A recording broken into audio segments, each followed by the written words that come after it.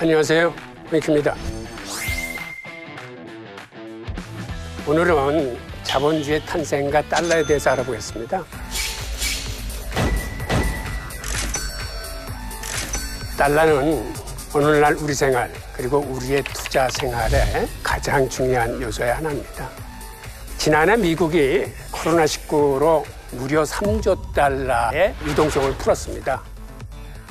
게다가 미국 정부는 경기 부양책으로 3조 6천억 달러를 집행했습니다. 이렇게 많은 돈이 풀리다 보니까 주식시장, 부동산, 금, 비트코인 등이 일제히 오르기 시작했습니다. 이 얘기는 달러가 많이 풀려서 달러의 가치가 떨어지면 대체 자산의 가치는 오른다는 얘기입니다. 이렇게 우리 생활과 밀접한 관련이 있는 달러, 같이 한번 알아보는 시간을 갖죠.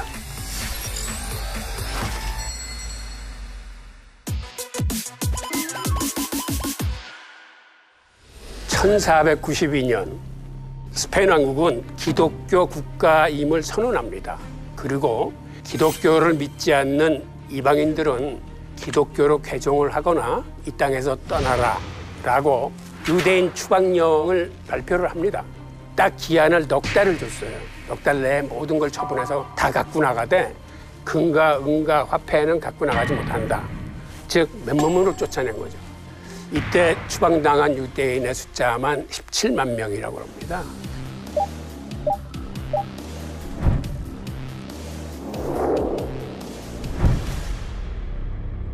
여기부터 유대인의 새로운 역사가 시작되는데, 암스테르담은 그때까지만 해도 바다를 개척한 지역이었기 때문에 거기는 농사 짓는 일이 불가능해요. 거기 사는 사람들은 대부분 바다에 나가서 고기잡이를 합니다. 당시 사람들은 청어를 잡았는데, 근데 청어가 바다에서 오래 조업을 하면 빨리 상합니다. 그래서 청어잡이배가 만선을 못하고 빨리 들어와서 청어를 소금에 재어놔야 돼요. 그런데 빌렘 벨켄소라는 어부가 작은 칼을 하나 개발을 해서 선상에서 청어의 내장을 드러내고 그거를 간수에 담는 법을 개발을 했어요. 그걸 다시 육지로 갖고 들어와서 소금에 다시 절입니다. 그러면 그 청어는 1년 이상 유통이 될 수 있어요.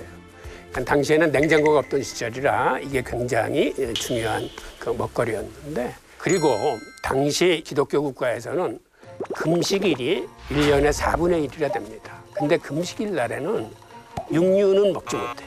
생선은 먹을 수 있어요. 그러다 보니까 절임 청어가 불티나게 팔리는 거예요. 즉 수요에 비해서 공급이 모자라. 이런 상황에서 유대인들이 보니까 어부들이 청어를 소금에 절일 때 북쪽의 한자 상인들로부터 암염을 받아서 절이는데, 자기들이 살던 스페인에 천일염이 있었어요.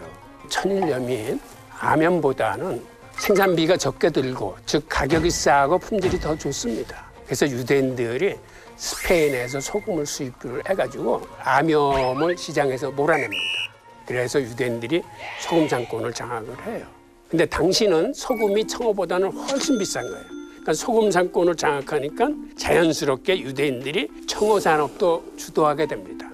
청어가 너무 불티나게 팔려서 공급이 모자르니까 유대인들이 고기잡이배만 만들 게 아니라 상선을 같이 만들기 시작했어요. 그런데 당시 통행세, 즉 관세를 받을 적에 그 배의 갑판의 넓이를 보고 갑판에 비례해서 통행세를 징수를 했었습니다. 그걸 보고 유대인들은 어떤 꾀를 냈냐 하면 갑판에 있는 대포들을 다 떼어내버리고 갑판을 아주 조그맣게 만들어서 통행세는 작게 내고 대신에 상품을 싣는 선복은 크게 만들어서 이게 배불뚝이 배가 됐어요. 좀 기형스러운 배가 된 거예요. 플류투선이라고 부르는데, 그 배는 통세를 적게 내니까 운임을 싸게 받을 수 있는 거죠. 게다가 결정적인 게 유대인들은 돛대에다가 복합도르래를 탑니다. 그래서 바람이 불 때 선원들이 주로 하는 일이 바람 방향에 맞춰서 거대한 돛의 방향을 같이 맞추는 일이거든요. 근데 복합도르래로 인해서 그 돛을 관리하는 선원의 숫자를 3분의 1로 줄여요.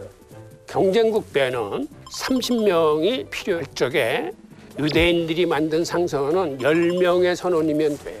어떤 일이 벌어졌을까요? 유럽 전체 화물을 거의 싹 쓸려. 유럽의 모든 상품들이 암스테르담으로 모여요. 그래서 암스테르담은 물류 중심 도시가 돼요. 중개무역이 발달합니다. 이렇게 무역이 발전하면 그 다음에는 어떤 산업이 발전할까요?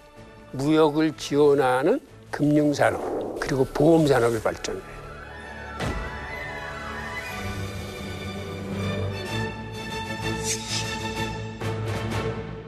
네덜란드에도 이제 상선들이 많이 생겨가지고 먼 바다로 나가서 귀한 물건들을 수입하는데 특히 동양에 가서 향신료와 비단과 도자기 등 당시에 유럽에서 가장 인기 있는 품목들을 갖고 오는 회사들이 많이 생기기 시작했어요. 그래서 14개 회사가 생겨서 서로 경쟁이 굉장히 심하게 붙었어. 그때 시의회를 중심으로 이걸 하나로 통폐합하자 해서 만들어진 그 회사가 바로 네덜란드 동인도 회사예요. 그런데 동양하고 무역을 하려면 이게 배가 한 번 갔다 오는데 한 2년 걸려. 그러니까 이 회사를 운영하는 데는 돈이 굉장히 많이 필요해요. 그래서 한두 사람의 부호의 힘으로 만들 수 있는 회사가 아니야. 이때 유대인들은 또 한 번의 꾀를 내요. 바로 최초의 주식회사의 형태로 네덜란드 동인도 회사를 만듭니다.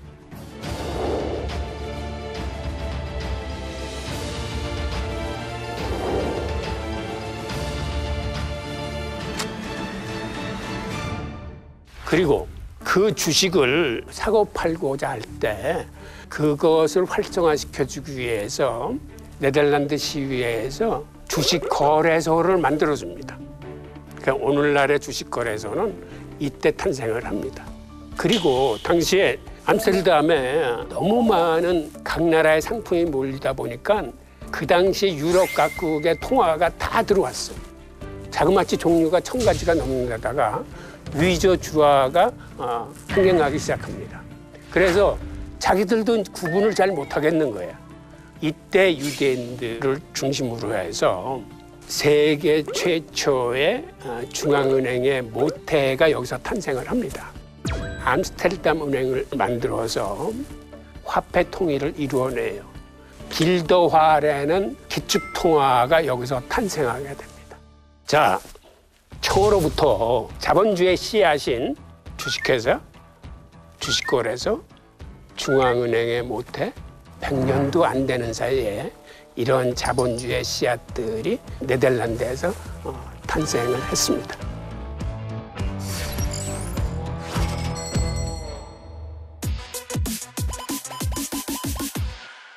옛날에 영국은 굉장히 후진국이었어요. 수출할 수 있는 물건이라고는 양털뿐이 없었어. 그러다 보니까 해적질에 의존해서 살았습니다. 그러던 후진국이 어떻게 스페인의 무적 함대를 깨고 산업혁명을 주도할 만큼 이렇게 급진적으로 발전했을까요? 영국이 해적질을 하면서 스페인 제국의 배들을 못 살게 구니까 스페인의 카를로스 5세는 청동대포에 영국 수출을 금지시켜버립니다. 그러니까 영국이 대포가 있어야 해적질을 할 텐데 대포를 수입을 못하게 생겼으니까 자체적으로 대포를 개발을 해요. 그런데 당시에는 청동이 비쌌을 뿐만 아니라 영국에는 주로 철이 생산됐어요. 그래서 영국이 철 산업을 일으키고 난 다음에 그 철을 가지고 철대포를 개발하는 데 성공을 합니다. 그리고 그 철대포를 가지고 스페인의 무적 함대를 격파를 합니다. 이렇게 해서 영국은 해상권을 장악했어요.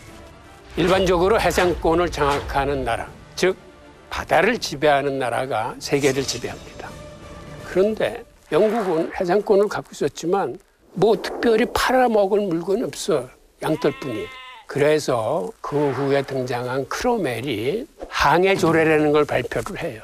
모든 배는 영국이나 영국의 식민지인 신대륙하고 무역을 하려면 다 런던으로 들어와서 영국 배에 실어서만 무역을 할 수 있다라는 일종의 어거지예요. 이 어거지 조례는 왜 발표했을까요? 바로 네덜란드를 견제하기 위해서 만들었습니다. 그리고 실제로 이걸로 인해서 전쟁이 벌어졌을 적에 영국이 네덜란드 해안을 다 봉쇄해서 네덜란드에서 배가 못 나가게 합니다. 그럼 유대인 무역상들이 급해진 거 아니에요.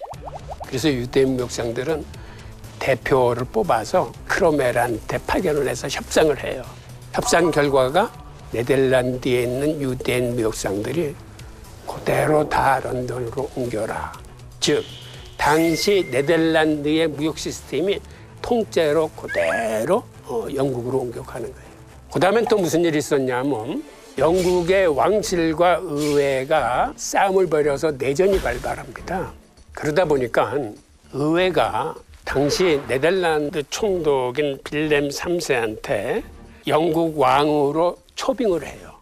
그런데 네덜란드 빌렘 3세가 네덜란드의 독립을 위해서 싸울 적에 그 독립 자금을 대준 게 유대인 금융인들이었어요.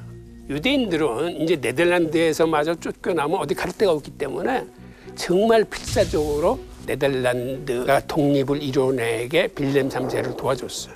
그런 빌렘 3세가 영국 왕이 돼서 영국으로 간다고 그러니까는 유대 금융인 8,000명이 빌렘 3세를 쫓아서 영국으로 들어갑니다. 네덜란드의 금융 시스템이 이번에는 통째로 영국으로 옮겨가요. 그래서 그 후진국인 영국을 세계 무역과 세계 금융의 중심지로 만들어요. 빌렘 3세는 영국에 가서 윌리엄 3세가 돼요.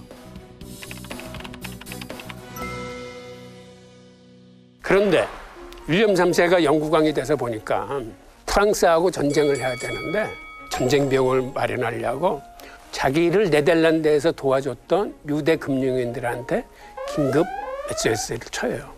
이번 한 번 더 도와달라. 당신들이 네덜란드에서 나를 도와줬듯이. 근데 도와달라는 금액이 너무 커. 120만 파운드를 빌려달라고 그래. 그러니까 유대인으로서는 왕이 빌려달라니까 안 빌려줄 수도 없고 빌려줬다가 전쟁에 지면은 받는 데는 보장도 없고 아주 고민에 빠졌어요. 그래서 일단은 돈을 모은 다음에 왕하고 딜을 합니다. 저희들이 모은 군계를 왕께 빌려드리겠습니다. 이자는 연 8%를 내십시오. 근데 당시 시중금리가 한 12%, 15%였기 때문에 8%라는 이자는 그렇게 비싼 이자는 아니었었어요. 이 빚은 갚지 않으셔도 됩니다. 단 저희들한테 이 빚에 대한 채무증서를 담보로 은행권을 발권할 수 있는 허가를 해 주십시오. 라고 얘기를 해요. 그러니까 왕으로서는 그 큰 돈을 갚지 않아도 된다니까 은행권 발권을 허가를 합니다. 그리고 그 다음서부터는 왕이 채무증서만 주면 그걸 받아서 화폐를 발행해서 왕한테 주는 거예요. 즉 국채를 주면 거기에 해당하는 은행권을 찍어서 정부에 주는 시스템이 그때 만들어집니다.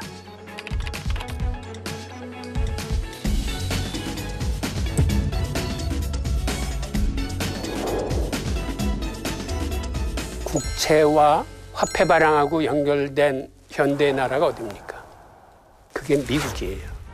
연준이 처음 만들어졌을 적에 영국의 영란은행 시스템을 그대로 본따서 만들었습니다. 이때 이후로 국채와 화폐 발행을 묶어놓은 이런 괴상한 구조가 이제 정착이 됐어요. 그래서 미국 정부가 국채를 만들어서 연준에 주면은 연준은 국채에 해당하는 달러를 만들어서 이제 정부에 지급을 합니다. 이런 시스템 속에서 달러가 탄생하게 됐습니다.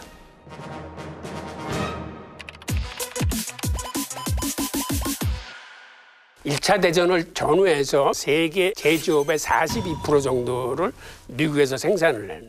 당시 두 번째 나라인 영국보다도 4배 정도가 제조업의 규모가 더 컸어요. 그러다 보니까 세계 금이 미국으로 몰려서 세계 금의 한 83% 정도를 미국이 소유를 해. 금을 그렇게 많이 갖고 있다 보니까 1944년에 미국이 브레튼 우주 체제를 구축을 합니다. 세계 각국의 대표들을 불러서 금환 본위제, 즉 금과 달러를 연동시켜서 금 1온스에 35달러, 35달러를 가져오면 금 1온스를 내주겠다 하는 이런 체제를 만들어요. 그런데 이런 체제에서 미국이 1960년대 베트남 전쟁에 참가하면서 팽창 정책을 쓰면서 적자가 많이 나기 시작해요.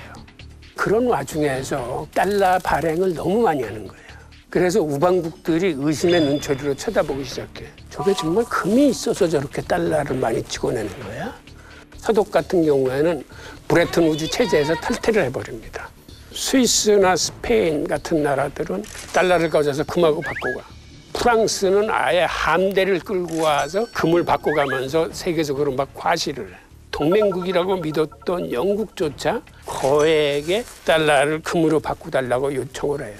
미국의 입장에서는 그 요구를 다 들어주면 부도가 나게 생겼어. 그래서 닉슨 대통령은 영국이 요청을 하자 경제 참모 16명을 데리고 군 벙커로 들어갑니다. 보안이 철저하게 지켜진대. 그리고 1971년 8월 15일 일요일 날 TV에 딱 나와서 발표를 해. I have directed the Secretary of the Treasury to take the action necessary to defend the dollar against the speculators. I have directed Secretary Connally to suspend temporarily the convertibility of the dollar into gold or other reserve assets, except in amounts and conditions determined to be in the interest of monetary stability and in the best interest of the United States. 지금 이 순간부터 달러의 금과의 교환은 일시적으로 중지하겠다. 나중에 상황이 호전되면 다시 재개한다. 그런데 재개됐습니까? 재개 안 됐어요. 그게 일명 닉슨 쇼크입니다. 그 2, 3년 동안 국제 외환시장은 심한 혼란에 빠집니다. 그런데 그쯤 미국의 천재 외교관인 키신저 국무장관이 사우디아라비아의 그 파이살 국왕과 만나서 비밀 협상을 해요. 내용인즉슨 우리가 당신의 왕권과 사우디를 보호해주겠다. 대신 사우디가 오펙의 주도국이니까 앞으로 오펙의 석유를 달러로만 팔아라. 세계에서 가장 물동량이 큰 석유를 달러로만 팔기로 하면서 달러가 다시 기축통화의 위치를 탈환을 해요.